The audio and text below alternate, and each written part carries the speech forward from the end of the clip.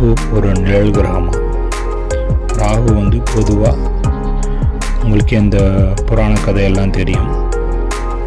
பாம்போட தலை வந்து ராகு, வால் பாகம் வந்து கேதுவும் குறிக்கப்படுது. ராகு வந்து ஒரு Sun and Moon, Suriyan Chandran ரெண்டுத்துக்குமே எதிரி ராகுவும் கேதுவும். ராகுவோட முக்கியமான தன்மை வந்து என்னென்னா உலக ஆசைகள், வெறித்தனம், மாயை, மோசடி, வெற்றிக்கான தேடல், நம்ம செய்கிற வழி எப்படி செய்கிறோம் அப்படிங்கிறது குறிக்குது.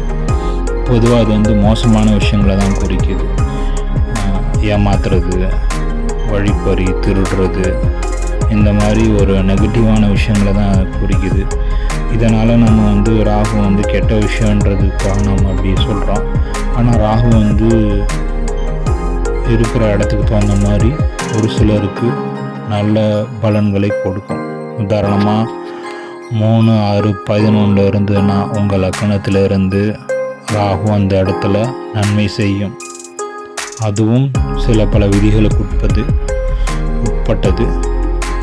நன்மை செய்யும் கிரகங்களுடன் சேர்ந்து அதுக்கு சில அமைப்புகள்லாம் இருக்குது. அதுக்குட்பட்டு எல்லா விதிகளுக்கு உட்பட்டு அது இருந்ததுன்னா ராகு வந்து பொதுவாக மோசமான கிரகம் அப்படின்னு சொல்லப்பட்டாலும் ராகுவும் நிறைய நன்மைகள், முக்கியமாக பொருளாதார நன்மைகள் செய்யும். தினமும் நமக்கு ராகு காலம்ன்ற ஒரு காலம் டெய்லி வரும். அந்த முக்கியமான நேரத்தில் வந்து நீங்கள் எந்த முக்கிய முடிவு எடுக்கிறத வந்து அவாய்ட் பண்ணுறது நல்லது. ஏன்னா ராகு வந்து மாயை, கன்ஃபியூஷனெல்லாம் க்ரியேட் பண்ணும்.